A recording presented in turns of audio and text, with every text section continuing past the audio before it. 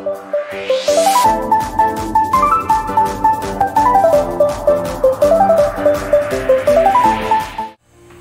Surgawi, Bapa kami dan Yesus Tuhan, kami buka hati kami untuk kebenaran firman.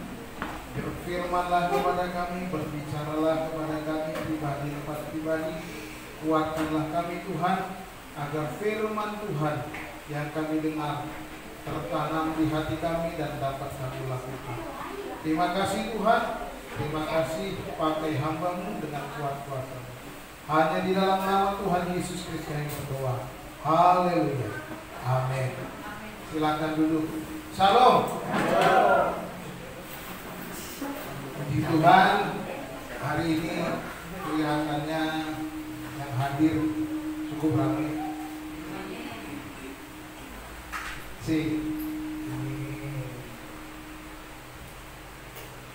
Saya sudah masih bagus.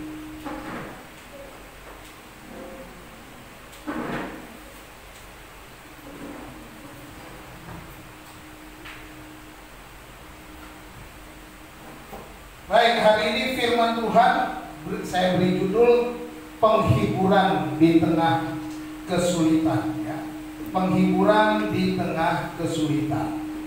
Dan firman Tuhan kita akan baca bersama-sama dari kitab Nabi Yeremia pasal 29. Kok belum mau? Diklik. Ya.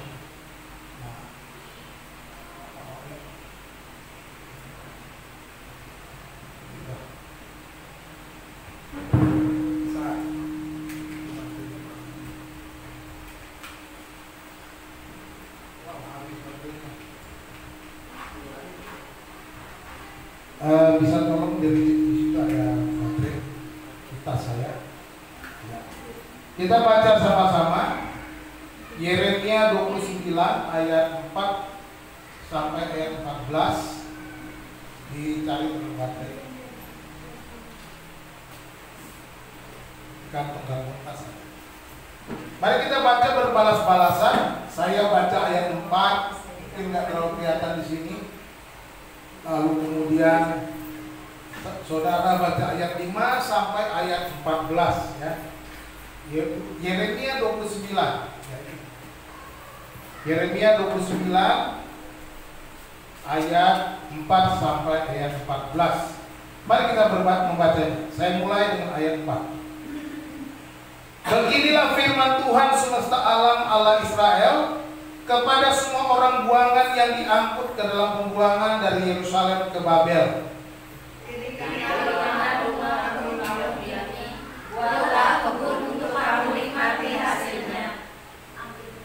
Ambillah istri untuk memperanakan anak laki-laki dan perempuan. Ambilkanlah istri bagi anakmu laki-laki dan carikanlah suami bagi anakmu perempuan, supaya mereka melahirkan anak laki-laki dan perempuan, agar di sana kamu bertambah banyak dan jangan berkurang.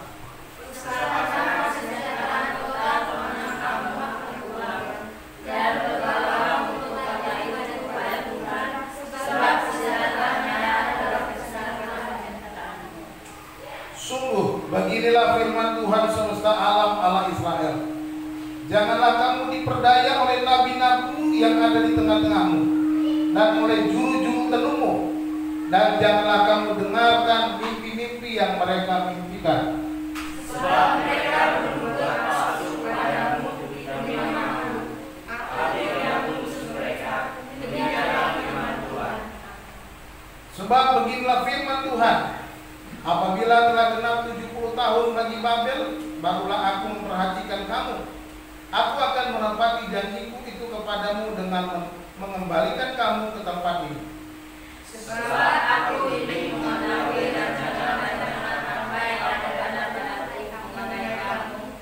Demikianlah firman Tuhan, yaitu rancangan damai sejahtera dan bukan rancangan kecelakaan, untuk memberikan kepadamu hari depan yang penuh harapan. Dan apabila kamu berseru dan datang untuk berdoa kepadaku, maka aku akan mendengarkan kamu.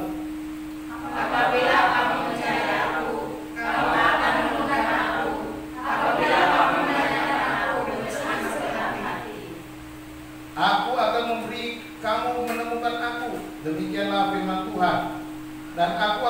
memulihkan keadaanmu dan akan mengumpulkan kamu dari antara segala bangsa dan dari segala tempat kemana kamu telah kucerai-beraikan.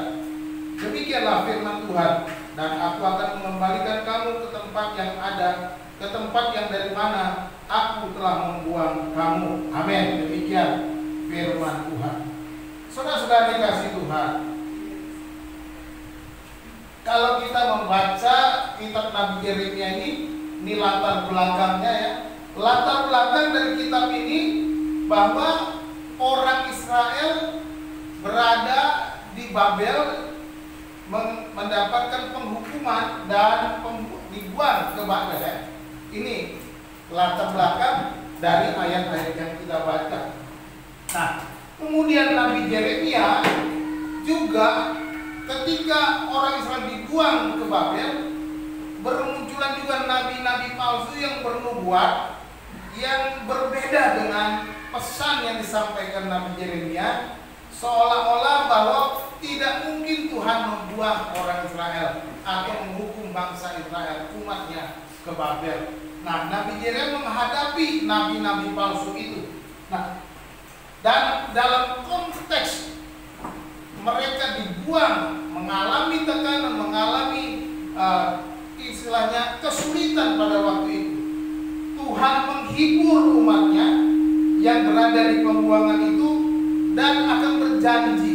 Tuhan berjanji mengembalikan umatnya setelah 70 tahun mereka ada di Babel. Coba bikin itu.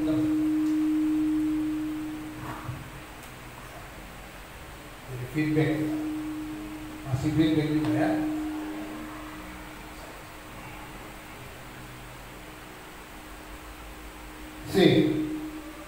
Aku sempat juga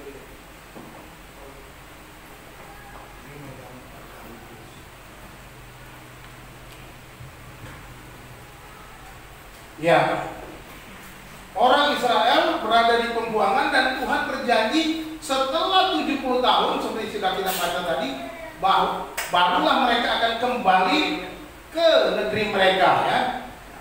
Saudara-saudara dikasih Tuhan, hidup kita juga, kita belajar di sini bahwa hidup kita itu ada dalam kendali Tuhan. Dan Tuhan sanggup menjaga kehidupan kita sekalipun kita berada di dalam kesulitan. Ini yang kita pelajari dari firman Tuhan yang kita baca, bahwa Tuhan sanggup menjaga umatnya di dalam segala keadaan. Sebagaimana yang terjadi dengan bangsa Israel. Nah, disinilah pesan-pesan Nabi Yeremia sebagai penghiburan dari Tuhan. Bahwa Tuhan memberikan penghiburan, kekuatan kepada umatnya supaya mereka tetap bersabar, supaya mereka tetap bertahan, supaya mereka menjalani masa itu, masa-masa sulit itu. Sekalipun cukup lama ya, 70 tahun. Tuhan menghibur mereka. Apakah penghiburan yang Tuhan berikan kepada umat yang berada di dalam kesulitan itu? Kita akan melihat penghiburan Tuhan. Yang pertama, penghiburan yang pertama, Tuhan memberkati keluarga umatnya. Tuhan memberkati keluargamu ya. Tuhan memberkati.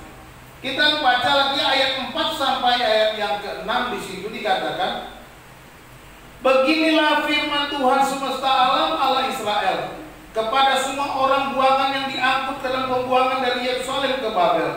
Dirikanlah rumah untuk kamu diami, buatlah kebun untuk kamu nikmati hasilnya. Ambillah istri untuk memperanakan anak laki-laki dan perempuan. Ambilkanlah istri bagi anakmu laki-laki, dan carilah suami bagi anakmu perempuan, supaya mereka melahirkan anak laki-laki dan perempuan, agar di sana kamu bertambah banyak dan jangan berkurang. Kita lihat di sini bahwa Tuhan berjanji bahwa umatnya akan diberkati dalam keluarga. Tuhan akan memberkati tiap-tiap keluarga di dalam kesulitan mereka. Di dalam masa pembuangan itu kan berjanji supaya mereka tetap bertahan karena Tuhan akan menjaga umat itu. Ya, kita lihat di sini. Ya. Kita lihat bahwa di sini yang kita pelajari bahwa Tuhan mau supaya umat Tuhan tetap produktif.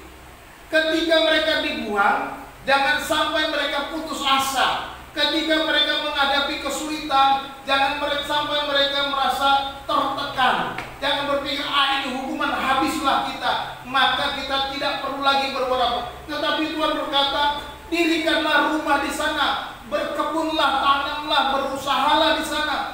Allah mau supaya umatnya itu tetap berusaha, tetap bekerja, tetap produktif di dalam situasi sulit yang mereka hadapi. Demikian juga kalau kita melihat keadaan ini. Ketika kesulitan datang, ketika masalah datang, ketika tekanan datang, ketika pergumulan datang, Allah mau supaya kita tetap produktif. Jangan malas, jangan putus asa, jangan menjadi lemah oleh karena tekanan-tekanan yang kita hadapi. Jangan kita justru menjadi lemah oleh karena kesulitan-kesulitan. Kesulitan apapun yang kita hadapi dalam kehidupan kita, krisis yang sedang dihadapi, pandemi yang sedang kita mau selesaikan, mungkin juga sakit penyakit yang kita alami bertahun-tahun. Percayalah, jangan putus asa, jangan malah lemah lalu berkata tidak ada harapan. Kita sudah dihukum, kita sudah dibuang, aku sudah sakit, aku sudah lemah, aku tak berdaya. Lalu kita tidak mau berbuat apa-apa. Allah mau supaya kita bekerja. Allah mau supaya kita tetap optimis. Allah mau supaya kita tetap hidup di dalam kasih-Nya sekalipun kita mengalami tekanan. Ini yang kita lihat. Allah berkata, dirikanlah rumah, berkebunlah. Allah mau supaya mereka tetap bekerja. Ketika mereka dibuang di Babel, bukan berarti Allah tinggal diam. Ketika saudara dan saya menghadapi masalah, bukan berarti Allah tinggal diam. Amin. Firman Tuhan katakan bahwa Allah tidak pernah tertidur. Firman Tuhan berkata Allah tidak pernah membiarkan dan meninggalkan engkau. Allah kita mau supaya kita tetap optimis. Allah mau supaya kita tetap berusaha di dalam segala tekanan situasi itu, masalah yang kita hadapi. Bekerjalah. Tidak boleh kita menjadi lemah, putus asa, tidak merasakan pertolongan lagi, tidak ada harapan lagi. Tinggalkan semua pikiran-pikiran seperti itu. Karena Tuhan mau supaya kita tetap bersandar kepada Dia di tengah-tengah pergumulan. Saya membaca satu pesan tadi pagi di WA yang berkata, Allah memberi kita kesabaran di tengah-tengah masalah. Allah memberi kita kesabaran di tengah-tengah masalah. Ketika kita menghadapi masalah, justru di sana Tuhan mau supaya kita tetap bersabar. Kita mau tetap bertekun dengan Tuhan. Itu yang pernah kita lihat ini. Yang kedua, kita melihat bahwa Tuhan mau supaya umat Tuhan itu tetap berkembang, ya, bertambah banyak dan jangan berkurang seperti dikatakan itu. Ambillah istri bagimu, suami bagimu. Ambilkanlah istri bagi anak-anakmu laki-laki. Ambilkanlah suami bagi anakmu perempuan. Bertambah banyaklah supaya kamu jangan berkurang. Ya. Di sini menunjukkan bahwa keluargamu akan diberkati. Keluargamu akan diberkati oleh Tuhan. Keluargamu akan dipelihara Tuhan. Sekalipun engkau di dalam pembuangan, kata Tuhan, walaupun engkau berada di tengah-tengah pembuangan, di negeri orang asing, engkau harus terus berkembang biak. Engkau harus bertumbuh, berkembang, bertambah banyak. Jangan sampai berkurang. Kata Tuhan kepada umat Israel. Kalau Tuhan berkata demikian, itu artinya apa? Aku akan memelihara rumah tanggamu.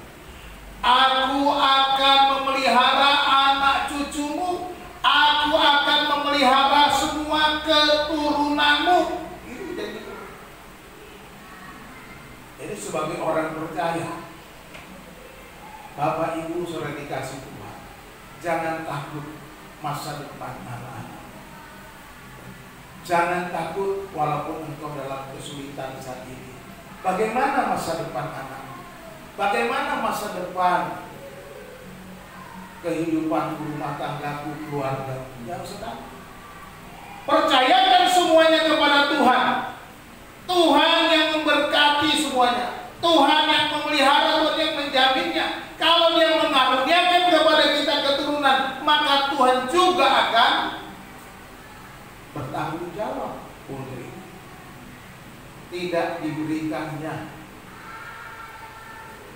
kepada kita yang tidak dapat kita tanggung.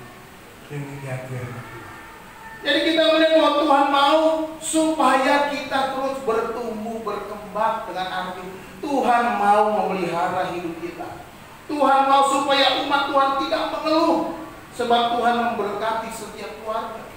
Jangan mengeluh. Ya, seringkali kan masalah datang, yang paling gampang dilakukan dan bahkan yang sering dilakukan orang-orang adalah mengeluh.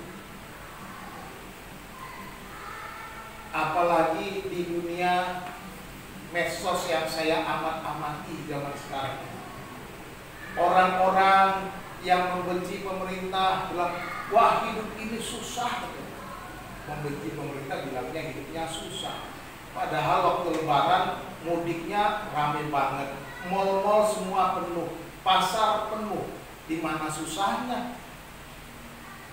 Hanya karena bilang susah karena tidak suka pemerintah saja. Nah, saudara-saudara lihat, tinggal orang-orang yang suka mengeluh, saya katakan. Orang-orang yang tidak pernah bersyukur. Di negeri yang kaya raya seperti ini nggak mau bersyukur. Saudara yang dikasih Tuhan, di mana di negeri ini tidak ada barang yang naik? Saya mau tanya. Saya dari lahir sampai sekarang semuanya naik. Coba lihat. Sekarang saya mau tanya, tahun 2000 persembahan saudara berapa? Masih ingat nggak? Mungkin saudara persembahannya cuma 2000. Sekarang kok bisa ngasih 5.000, 10.000? Kan gitu. Tahun 90 saudara jajan itu berapa anak sekolah? Saya masih ingat anak saya SD itu saya kasih jajan 2.000 udah happy banget. Waktu SD-nya mereka putra putri kasih 2.000 udah happy berangkat sekolah. Tapi sekarang jajannya udah 10.000, naik juga uang jajan. Kan gitu. Naik terus naik. Jadi di mana kita bilang ada kesulitan? Nggak ada toh. Kalau kita mensyukuri, pasti Tuhan berkati. Amin. Nggak ada itu.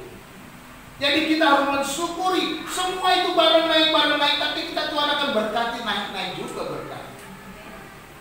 Itu yang maksudnya. Tidak perlu kita mengeluh. Pandemi sekalipun, minyak goreng naiknya sabar saja, jalani saja minyak goreng naik. Yang sudah mulai sekarang saya bikin yang pepes saja. Itu gampang kok. Kalau nggak mau pakai minyak goreng dipepes, nggak usah mengeluh. Tuhan kenapa minyak goreng naik? Nggak usah. Ini gara-gara Jokowi. Ngapain emang Jokowi? Cuma mikir begitu doang. Memang ada urusan yang lain di atas sana, urusan politik, urusan mafia dan lain sebagainya. Tetapi kita sebagai orang percaya jangan mengeluh, jangan menyalahkan siapapun, mensyukuri. Seperti saya bilang, orang dunia aja nyanyinya apa? Syukuri apa adanya, hidup adalah anugerah. Itu sesuai dengan Alkitab, walaupun lagunya orang dunia. Di Alkitab juga begitu. Hidup ini anugerah, syukuri, gak usah mengeluh. Apapun itu, Tuhan melihat, keluarga mau dipelihara, Tuhan melihat. Tuhan yang suruh beranak bertambah banyak katanya kepada bangsa Israel. Artinya Tuhan yang akan menjaga mereka. Bahwa mereka dijamin sekalipun mereka bertambah banyak, Tuhan akan pelihara mereka. Demikian juga kalau kita terus bertambah, maka Tuhan akan pelihara anakmu, cucumu, semua Tuhan pelihara. Jangan pikir, jangan bingung bagaimana cara Tuhan. Tuhan gak usah diajarin. Ya, jangan ngajarin Tuhan ini bagaimana, bisa begini-begini. Gak usah, Tuhan tahu. Jadi Tuhan memelihara, memberkati. Jadi kalau kita lihat bahwa Tuhan menyertai umatnya di dalam segala kesulitan. Dia menyertai, dia pelihara. Jangan takut, berjalan saja. Sekalipun menghadapi kesulitan, Tuhan akan memberkati keluargamu. Amin. Tuhan berkati. Yang kedua, Tuhan menjamin kesejahteraanmu. Nah, di dalam ayat 7 sampai ayat 11. Ayat 7 sampai 11 dikatakan begini. Usahakanlah kesejahteraan kota kemana kamu aku buang, dan berdoalah untuk kota itu kepada Tuhan, sebab kesejahteraannya adalah kesejahteraanmu. Sungguh beginilah firman Tuhan semesta alam Allah Israel. Janganlah kamu diperdaya oleh nabi-nabimu yang ada di tengah-tengahmu, dan oleh juru-juru tenungmu, dan janganlah kamu dengarkan mimpi-mimpi yang mereka mimpikan, sebab mereka bernubuat palsu kepadamu demi namaku. Aku tidak mengutus mereka. Demikianlah firman Tuhan. Ayat 10. Sebab beginilah firman Tuhan, apabila telah genap 70 tahun bagi Babel, barulah aku memperhatikan kamu. Aku akan menepati janjiku itu kepadamu dengan mengembalikan kamu ke tempat ini. Sebab aku ini mengetahui rancangan-rancangan apa yang ada padaku mengenai kamu. Demikianlah firman Tuhan, yaitu rancangan damai sejahtera dan bukan rancangan kecelakaan, untuk memberikan kepadamu hari depan yang penuh harapan. Amin. Haleluya. Ya, lihat, Tuhan akan menjamin kesejahteraan. Inilah penghiburan yang kedua. Tuhan menghibur umatnya agar mereka percaya, aku yang berkati keluarga, aku yang menjaga keluarga, aku yang pelihara, aku yang menjaga. Dan yang kedua, aku yang menjamin kesejahteraanmu, kata Tuhan. Perintahnya pertama apa? Usahakanlah kesejahteraan kota di mana aku tempatkan. Berdoalah untuk kesejahteraan kota itu, sebab kesejahteraan kota itu adalah kesejahteraanmu. Bapak Ibu yang dikasih Tuhan, siapa di antara kita yang juga sering berdoa untuk kota Tangerang di mana kita tinggal, untuk kota Jakarta di mana kita tinggal, yang tinggal di Jakarta? Firman Tuhan katakan, kesejahteraan kota itu adalah kesejahteraanmu. Jadi tidak perlu menyalahkan pemerintah, tidak perlu menyalahkan undang-undang, tidak perlu menyalahkan peraturan-peraturan. Yang perlu adalah mendoakan pemerintah, mendoakan supaya mengeluarkan undang-undang yang memberikan kesejahteraan kepada kita. Sekalipun mungkin ada undang-undang yang masih diskriminatif, tetap kita berdoa, tetap kita menyerahkan kepada Tuhan, berdoa agar Tuhan mendatangkan kesejahteraan kepada kita. Ya, dikatakan usahakanlah. Ini lihat, Tuhan berkata usahakan, artinya kita yang berusaha, kita yang mengerjakan, kita yang menciptakan kesejahteraan. Jangan sampai kita justru orang Kristen menjadi troublemaker, pembuat masalah. Jangan sampai orang-orang percaya itu justru membuat keributan. Jangan sampai terjadi. Orang-orang Kristen harus menjadi orang-orang yang bawa kesejahteraan. Katakan amin. Karena ketika kita mendatangkan kesejahteraan, maka kita juga akan mendapatkan kesejahteraan. Ini dari Tuhan. Dan bangsa Israel selain disuruh berdoa untuk kesejahteraan kota, Mereka juga diingatkan supaya jangan dipengaruhi oleh nabi-nabi palsu, juru tenung yang bernubuat mengataskan nama Tuhan. Artinya apa? Dalam hidup kita ini, dalam pergumulan kita pada masa sekarang ini, kita harus tetap pegang firman Tuhan. Amin. Kita harus tetap pegang firman Tuhan. Jangan yang lain. Jangan dengar kata si A, kata si B. Kalau itu tidak sesuai dengan Alkitab, tidak sama dengan firman Tuhan, jangan dengarkan. Mungkin engkau dibisikin nih, gara-gara gini nih, kita dipengaruhi supaya kita melawan. Nah, tidak. Karena Alkitab tidak mengajarkan kita melawan pemerintah. Kita harus mendatangkan kesejahteraan. Alkitab tidak mengajarkan kita memberontak, tetapi kita harus mendatangkan kesejahteraan. Kita kan pegang firman Tuhan. Jangan dengarkan kata orang. Dengarkanlah kata Tuhan. Itu cukup. Dengarkan apa yang Tuhan katakan. Dari mana kita tahu kata Tuhan? Firman Tuhan. Dari firman Tuhan. Dari mana kita bisa dengar kata Tuhan? Dari hati nurani. Tuhan bicara di hati nurani. Hati nuranimu tidak bisa berdusta, karena hati nuranimu itu yang paling dalam yang bisa bicara dengan Tuhan. Tuhan bisa bicara. Ya. Pastikan orang jahat sekali ketika melakukan kejahatan, hati nuraninya masih bergetar untuk tidak melawan. Saya pernah buktikan, saya pernah melihat pencopet di depan mata saya mau mencopet. Itu waktu saya SMA naik bus kota. Ya. Dari mana saya tahu bahwa hati nuraninya sebenarnya bertentangan? Dari gerakannya, dari gaya matanya. Betapa dia ketakutan dan masih awas-awas. Dan yang paling jelas, ketika saya lihat dia copet itu, saya tahu dia copet karena tangannya begini bergetar. Dia mau ambil dompet orang tapi tangannya bergetar. Ya, kenapa dia bergetar? Ada rasa takut, ada rasa berdosa, ada hati nuraninya yang bertentangan. Ini tidak boleh, ini tidak boleh, tapi dia tetap melawan hati nurani. Dia ambil. Getaran tangan itu menunjukkan bahwa Tuhan bicara juga dengan dia. Jadi jangan pikir hati nuranimu bisa kau bohongi, bisa kau lawan, bisa. Gak bisa dibohongi, dilawan bisa. Lawan seperti itu, lawan dia.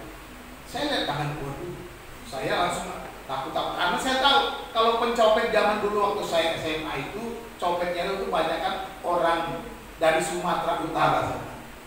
Orang-orang yang pakai horas, Pak. Karena dulu mereka udah pakai bahasa daerah, lalu kemudian mereka pakai kode-kode, nah wajahnya juga udah ya, saudara tahu, orang yang copet itu pakai baju putih, celana hitam, pakai dasi, bawa emak. Nah, tapi itu emak itu betul-betul. Jadi begitu mereka. Tapi temennya ada yang jaga di pintu. Saya lihat langsung diginiin, saya ditendang. Ya, saya ditendang karena saya lihat tuh, waduh, udah berapa lihat takut namanya anak SMA daripada saya dipukulin sama copet. Zaman dulu mah kita takut sama copet, kalau sekarang orang berani sama copet digebukin, ya kan? Itu bisa lihat hati nurani.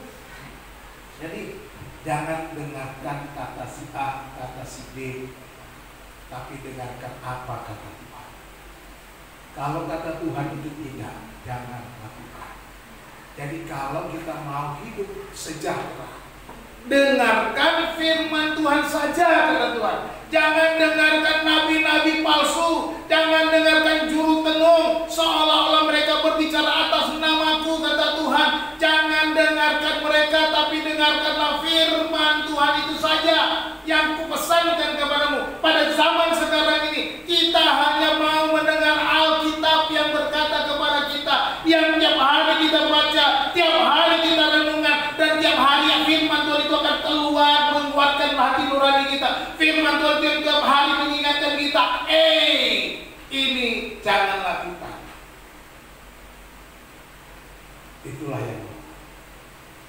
itu akan mendatangkan kesejahteraan kepada kita. Ayat 10 berbicara bahwa Tuhan akan memulihkan umatnya pada waktu itu. Dia akan mendatangkan kesejahteraan dan berkata, setelah 70 tahun Aku akan mengembalikan kamu. Artinya ada janji pemulihan, ada janji bahwa Tuhan akan mengembalikan umatnya. Jadi tenang. Artinya ada waktu Tuhan. Seperti nyanyian sekolah minggu tadi. Waktu Tuhan pasti yang terbaik. Walau kadang tak mudah dimengerti, lewati cobaan, ku tetap percaya waktu Tuhan pasti yang terbaik. Aku akan mengembalikan kamu setelah 70 tahun waktu Babel. Aku akan membawa kamu ke tempat ini kembali, kata Tuhan. Tenang. Tuhan menjadikan rasa damai, rasa sejahtera. Tuhan punya waktu yang terbaik. Kita nggak tahu berapa lama pandemi udah selesai ya.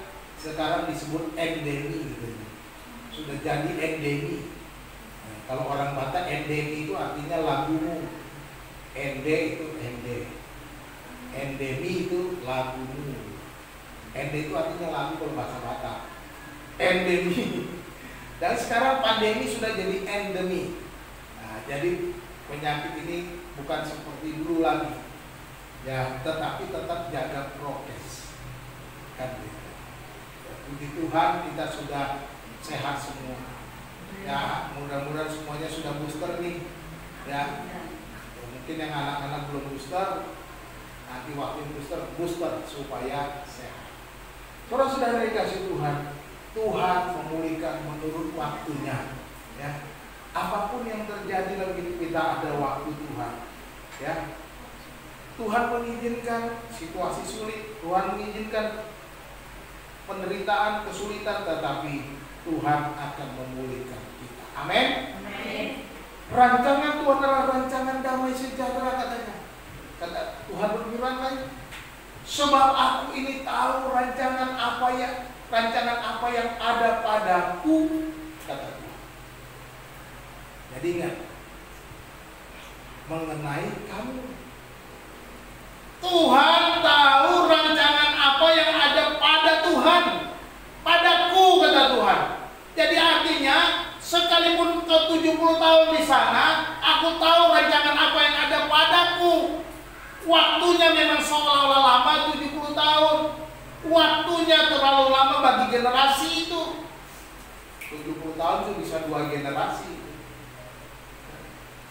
Kalau kita lihat ini. Tetapi aku punya rancangan mengenai kamu. Demikian juga umat Tuhan pada zaman sekarang. Tuhan punya rancangan di dalam diri Tuhan mengenai saudara dan saya, mengenai gerejanya. Bagaimana rencana? Dikatakan ayat 11 itu apa? Demikianlah, yaitu rancangan damai sejahtera dan bukan rancangan kecelakaan untuk memberikan kepadamu hari depan yang penuh harapan. Inilah penghiburan yang kedua.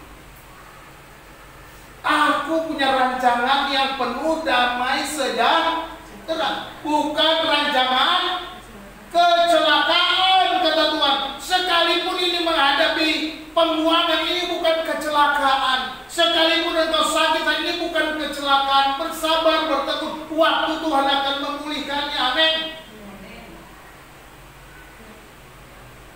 Aku punya rancangan damai sejahtera, bukan rancangan kecelakaan.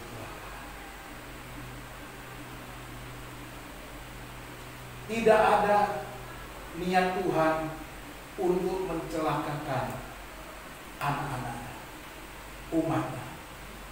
Tuhan tidak mungkin mendatangkan kecelakaan. Sekalipun kita menghadapi tekanan, kesulitan, masalah dan lain sebagainya, Tuhan izinkan berbagai macam serangan bertubi-tubi. Sekalipun orang-orang membenci kita, sekalipun orang-orang datang memusuhi kita, sekalipun iblis mendatangkan penyakit kepada kita, Tuhan izinkan itu. Tapi untuk mendatangkan kejahatan hari depan yang penuh harapan. Ayub, iblis datangkan penyakit kepada Ayub, penderitaan yang luar biasa kepada Ayub. Hartanya ludes, anaknya mati semua, tubuhnya kena penyakit. Dari mana? Dari si iblis.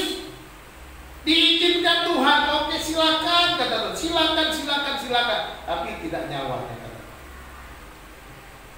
Dan akhirnya Ayub menang, Ayub bertahan, tetap percaya kepada Tuhan. Dia tetap mengandalkan. Dia tidak merasa sebuah masakan aku bisa menerima yang baik dari Tuhan, sedangkan yang buruk tidak. Mungkin kita orang-orang masa kini tidak bisa menerima keadaan seperti Ayub. Masa Tuhan memberi saya kayak gitu? Kok Tuhan biarkan saya terjatuh seperti jatuh tertimpa tangga? Itu Ayub. Dan itu perumpamaan kan, sudah jatuh tertimpa tangga. Itu Ayub. Jatuh, terpuruk, habis ludes, harta habis, anak habis, badan habis. Tetapi Tuhan memulihkan Ayub. Ayub menang sebab Tuhan tahu hati Ayub. Ayub diizinkan menghadapi kesulitan yang berat itu karena Tuhan tahu Ayub pasti menang, Ayub pasti bertahan. Dan kalau saudara dan saya diizinkan Tuhan menghadapi tekanan, dia tahu bahwa engkau akan menang, katakan amin. Dia tahu bahwa engkau akan dapat melewati masa-masa sulit itu, dan engkau akan timbul sebagai pemenang, dan engkau punya hari depan yang penuh harapan. Haleluya. Ini yang Tuhan janjikan kepada mereka. Aku menjamin kesejahteraanmu, aku memberikan masa depan yang penuh pengharapan. Apapun yang kita hadapi, Tuhan punya rancangan bagi kesejahteraan kita. Di balik semua kesulitan, ada rancangan damai sejahtera dari Tuhan. Katakan amin. Di balik semua masalah-masalah yang kita hadapi, ada rancangan damai sejahtera yang penuh harapan dari Tuhan. Haleluya. Luar biasa. Jadi jangan pernah mengeluh. Tuhan memberkati rumah tanggamu. Tuhan menjamin kesejahteraan. Dan yang ketiga, Tuhan menjamin, Tuhan mendengarkan setiap doa. Ya. Ini penghiburan yang ketiga Tuhan berikan. Dia bukan hanya memberkati rumah tangga, dia bukan hanya menjamin kesejahteraan, tetapi dia menjamin mendengarkan doa-doamu, kata Tuhan. Ayat 12 sampai 14. Saya baca. Dan apabila kamu berseru dan datang untuk berdoa kepadaku, kata Tuhan, maka aku akan mendengarkan kamu. Apabila kamu mencari aku, kamu akan menemukan aku. Apabila kamu menanyakan aku dengan segenap hati, aku akan memberikan kamu menemukan aku. Demikianlah firman Tuhan, dan aku akan memulihkan keadaanmu, dan akan mengumpulkan kamu dari segala bangsa, dan dari segala tempat kemana kamu telah kucerai-beraikan. Demikianlah firman Tuhan, dan aku akan mengembalikan kamu ke tempat yang dari mana aku telah membuang kamu. Haleluya. Tuhan menghibur umatnya dengan berkata, aku akan mendengar doamu kalau kamu berdoa. Aku akan memberi diriku ditemukan kalau engkau mencari aku. Kau tidak akan sulit-sulit. Ya, lebih sulit ketemu presidenmu daripada ketemu Tuhanmu. Amin. Sulit kan ketemu presiden? Sulit. Lewat pas pampres dulu, ya kan? Enggak. Walaupun Pak Jokowi terbuka, ya lewat pas pampres nggak bisa. Tapi ketemu Tuhan kan, Tuhan. Aku akan mendengarkan setiap kali kamu berdoa. Aku akan memberikan diriku ditemukan setiap kali kamu mencari aku. Haleluya. Dan kita lihat bahwa Tuhan berkenan akan doa kita. Tuhan memberikan dirinya, mendengarkan doa-doamu. Tuhan mendengarkan setiap permohonanmu. Tuhan mendengarkan setiap tetesan air matamu.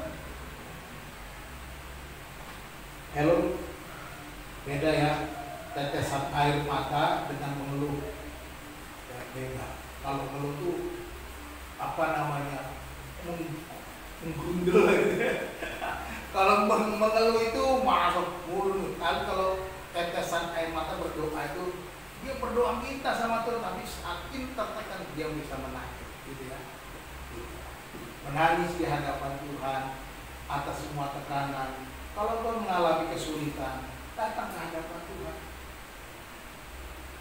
Tuhan sudah menjamin, Dia mendengar. Cari Tuhan, ya. Cari maka kamu akan menemukan. Ayat 13-14. Dia katakan ini, cari aku, maka aku akan memberi diriku untuk kamu. Dia memberikan dirinya supaya Tuhan bertemu dengan. Artinya apa? Tidak ada lagi yang perlu kita takutkan di dalam kesulitan-kesulitan kita. Sebab tidak ada batasan-batasan yang menghalangi, tidak ada tembok-tembok yang membuat kita jauh dari Tuhan. Tetapi kata firman Tuhan, yang membuat kita ada tembok apa? Dosa. Oleh sebab itu saudara dikasih Tuhan, jangan kita hidup dalam dosa. Kalau kita hidup dalam dosa, memang kita membangun tembok antara kita dengan Tuhan, sehingga doamu terhalang. Ada tembok pemisah. Ya. Katakan yang membuat pemisah antara kamu dan aku adalah dosa-dosamu, kata Tuhan. Itu ada pemisah. Tapi kalau kita hidup di dalam Tuhan, hidup bersyukur, hidup menikmati berkat Tuhan dengan sukacita, hidup dalam penyerahan kepada Tuhan, menjauhi segala yang jahat, menjauhi segala dosa-dosa, hidup dalam firman Tuhan, maka tidak ada pemisahan. Saudara bersyukur kepada Tuhan, Tuhan benar. Saudara minta bertemu dengan Tuhan, berbicara kepada Tuhan. Ya? Sekali-sekali berdoa itu, jangan cuma berdoa. Saudara yang ngomong terus sama Tuhan. Sekali-sekali saudara biarkan Tuhan ngomong sama saudara. Apa bisa? Tak bisa. Sekali-sekali Tuhan tanya Tuhan, Tuhan, apa yang harus saya lakukan dengan begini? Tanya. Biarkan Tuhan, tunggu Tuhan berbicara. Pasti. Saya sering kali berdoa dengan cara-cara seperti itu. Kalau sudah enggak tahan, saya bertanya Tuhan. Enggak lagi tanya Tuhan minta begini, Tuhan minta itu dan sebagainya. Tuhan tolong saya, enggak lagi. Saya tanya. Berkali-kali waktu saya sakit di rumah sakit, saya sudah enggak berdoa minta ini ke semua. Tapi saya tanya. Saya tanya saja, saya berdiskusi dengan Tuhan dalam doa saya. Jadi doa sendiri, Tuhan enggak tahu. Jadi saya dalam hati saya terus berdoa.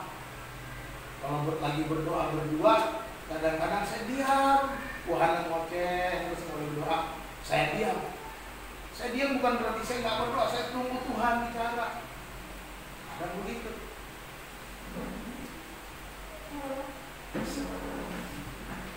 Dan pada waktu Tuhan bicara, Tuhan menjawab doa. Kadang Tuhan mau saya seperti apa? Tuhan, apa sih maksudnya ini? Saya perlu bertanya, mengapa seperti ini? Apa maksud Tuhan? Apa tujuan Tuhan? Berikan saya tanda Tuhan, apakah saya bisa melewati semua ini? Saya tanya. Jawabannya bagaimana? Saya jawabannya, Tuhan mengingatkan saya firman Tuhan. Ayat-ayat firman Tuhan mulai muncul.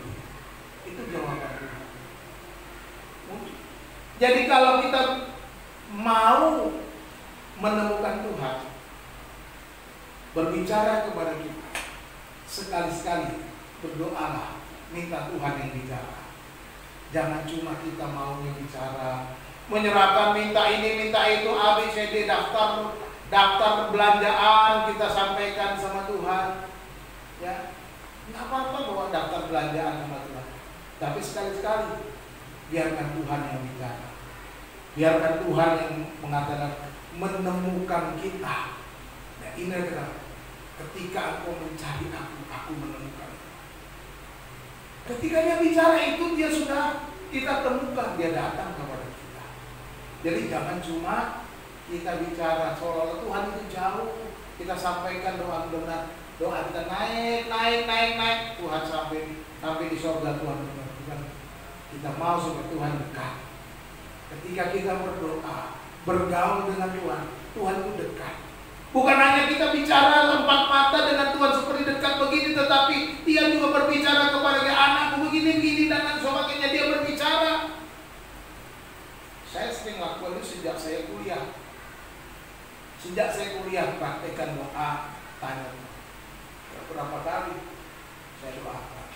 Tuhan, saya doakan teman saya begitu juga pernah. Saya doakan teman saya ini lulus nggak? Nanti wisuda nggak? Saya tanya sama teman gitu. Lalu waktu berdoa sama teman saya berdua nih, saya di kamarnya, kami sudah selesaikan skripsi. Nah, teman saya ini terlambat susun skripsinya karena ada masalah dengan dosen pembimbing. Lalu saya berdoa dengan dia. Dan teman saya berdoa, saya diam. Tuhan, teman saya ini besok dinyatakan lulus atau tidak, dinyatakan wisuda atau tidak. Saya cuma kalau saya bilang, teman saya terus berdoa. Dan Tuhan bicara. Jawabannya apa? Jawabannya langsung. Di dalam hidup saya dengar, skripsinya sudah selesai. Jawabannya. Saya bilang, Tuhan, saya tahu skripsinya sudah selesai. Saya tanya apakah dia lulus atau tidak wisuda. Jawabannya, skripsi sudah selesai.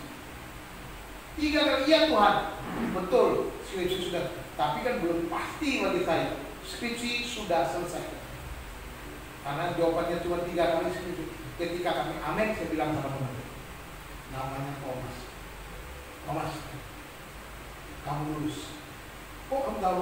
Iya, Tuhan bicara sama saya. Kata Tuhan, skripsimu sudah selesai, bahwa kamu tidak ada masalah.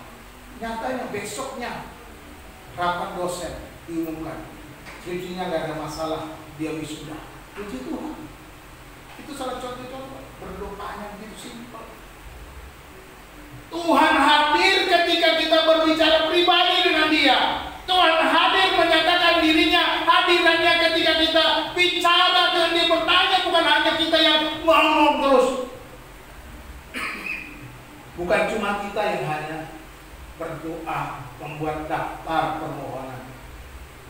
Sekali-sekali tanya dong Tuhan, minta dong Tuhan bicara, supaya kita lihat Tuhan itu dekat dengan kita.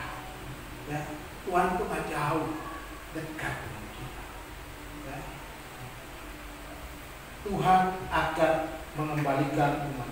Nah, kita lihat bahwa ayat 14, Tuhan juga menjanjikan bahwa umatnya akan dikembalikan saat menepati janji.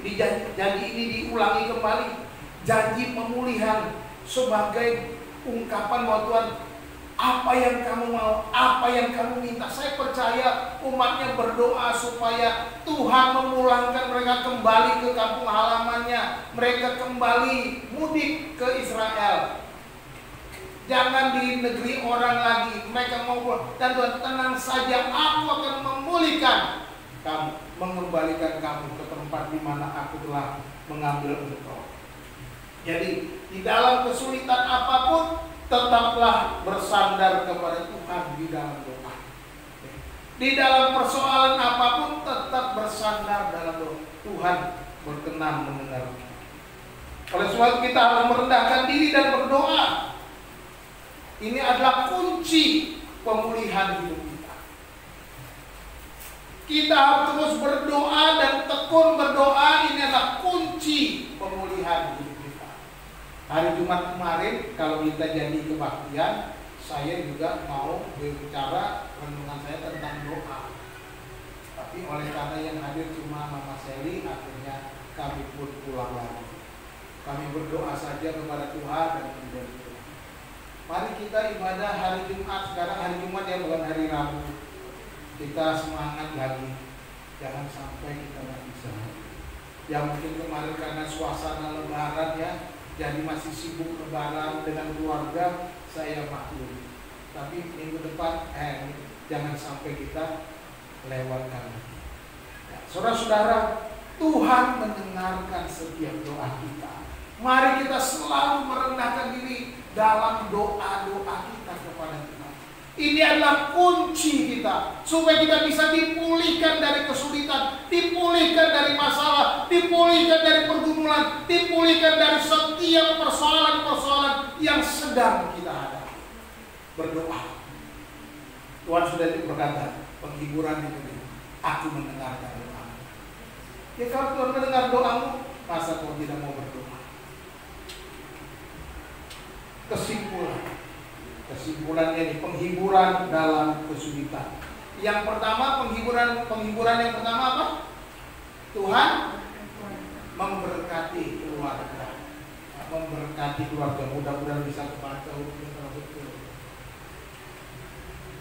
Tuhan memperhatikan keluargamu, anak cucumu dan keturunanmu, itu janji Tuhan. Ya. Bawalah keluargamu dalam hidup yang bersandar dan bergantung kepada Tuhan. Ini gitu.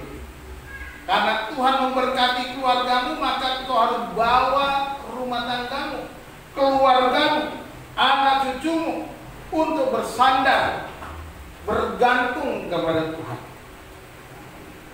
Bagaimana caranya? Ini, milikilah mesbah keluarga, berdoa dan baca Alkitab bersama setiap hari. Mesbah keluarga itu penting. Ya, Bapak Ibu, saudara-saudara, milikilah mesbah keluarga. Ya, orang Kristen harus punya mesbah keluarga. Jadi jangan malas. Jadi kalau putra putri jam 8 udah harus ingat berhenti main HP. Kan udah kami sepakat kalau di rumah jam 8 doa keluarga. HP harus berhenti dimainkan. Dan kita mau baca firman dan berdoa setiap jam 8 malam. Saudara lakukan itu. Punya waktu, punya mesbah keluarga. Jangan sampai tidak ada mesbah keluarga. Supaya apa? Supaya berkat-berkatnya mengalir kepada kita. Supaya Tuhan memelihara keluarga kita. Yang kedua apa? Menjamin kesejahteraan. Ya. Tuhan selalu merancangkan kesejahteraan bagi umatnya. Tuhan tidak pernah merancangkan kecelakaan katanya. Tuhan dapat mengubah padang gurun kering menjadi tanah yang subur. Amin. Ya. Padang gurun yang kering bisa jadi subur kata Tuhan kalau Tuhan bekerja dan Tuhan. Maka dari itu kita harus jalanilah hidup ini dengan tetap bersyukur dan percaya bahwa Tuhan turut bekerja dalam hidup kita. Jadi bersyukur dan percaya Tuhan turut bekerja di dalam segala kehidupan kita. Ya. Jadi kita bersyukur, jangan mengeluh.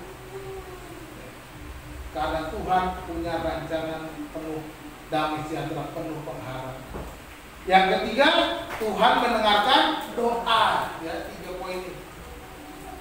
Penghiburan, mendengarkan doa. Tuhan berkenan atas doa-doa umatnya dan kepada orang yang sungguh-sungguh mencari Dia. Ya. Dijanji Tuhan bahwa Tuhan berkenan atas doa-doa kita dan orang-orang yang sungguh-sungguh mencari Tuhan pasti menemukan Tuhan. Tuhan tak pernah membiarkan dan meninggalkan kita, itu janjinya jelas. Tidak pernah kita dibiarkannya, tidak pernah kita ditinggalkannya. Itu harus diimani, dipercaya penuh. Tetaplah berdoa dan mencari Tuhan sekalipun tetap dalam keadaan sulit, sebab Tuhan pasti memulihkan, ya. Jadi walaupun sulit, tetap berdoa. Pasti Tuhan pulihkan. Pasti Tuhan memulihkan keadaan-keadaan kita yang tidak kita kehendaki. Tetaplah, jangan sampai kita justru berhenti berdoa. Ada banyak orang yang begitu. Ketika menghadapi kesulitan, ya sudah malas berdoa. Sama saja. Jadi orang Kristen begini juga. Ya sama. Mau jadi orang apapun, kesulitan pasti ada. Jangan sampai kita berpunya konsep bahwa kalau jadi orang Kristen tidak pernah ada kesulitan. Keliru. Lihat para murid. Ketika bersama-sama dengan Yesus, Tuhan Yesus, mari kita bertolak ke seberang. Yang terjadi apa? Topan badai, gelombang besar. Ada Yesus bersama mereka, tapi mereka menghadapi apa? Gelombang, badai, topan yang keras. Bahkan para murid yang sebagiannya itu ada pengalaman menjadi nelayan berkata apa? Tuhan, kita binasa. Artinya betapa berat yang dihadapi. Mereka hampir kewalahan. Bukan hampir, sudah kewalahan. Sehingga mereka berkata kita binasa. Para murid yang bersama-sama dengan Yesus saja berjalan bersama Yesus mengalami kesulitan. Yesus ada beliau bersama dengan mereka. Kita bersama Yesus ada di dalam hidup kita, di dalam rohnya yang tinggal di dalam kita, juga pasti mengalami kesulitan. Tapi kita mendapatkan kekuatan dan penghiburan. Tuhan bilang jangan lupa doa, hidup dalam doa. Tuhan Yesus memberkati kita berdoa. Bapa Surgawi, terima kasih untuk firman Tuhan. Terima kasih untuk kebenaran yang kami terima pada hari ini. Kami bersyukur untuk firman Tuhan yang sudah kami dengar. Biarlah Tuhan, Roh Kudus, Engkau terus berbicara kepada kami, mengingatkan kami penghiburan yang Kau berikan di tengah-tengah kesulitan yang kami hadapi. Kami percaya Tuhan tidak pernah merencanakan kejahatan, tidak pernah merancangkan kecelakaan, tetapi Tuhan merancangkan damai sejahtera masa depan yang penuh pengharapan. Terima kasih Tuhan. Kami bersyukur Engkau yang memelihara rumah tangga kami. Kami bersyukur Engkau memberikan damai sejahtera kepada kami. Kami bersyukur bahwa Engkau berkenan mendengarkan doa-doa kami. Terima kasih Bapa, hamba-Mu selesai berbicara. Roh Kudus, biarlah Engkau terus berbicara kepada kami, supaya kami tetap kuat menghadapi berbagai macam kesulitan yang kami hadapi. Terpujilah nama-Mu Tuhan. Di dalam nama Tuhan Yesus Kristus kami berdoa. Haleluya. Amin.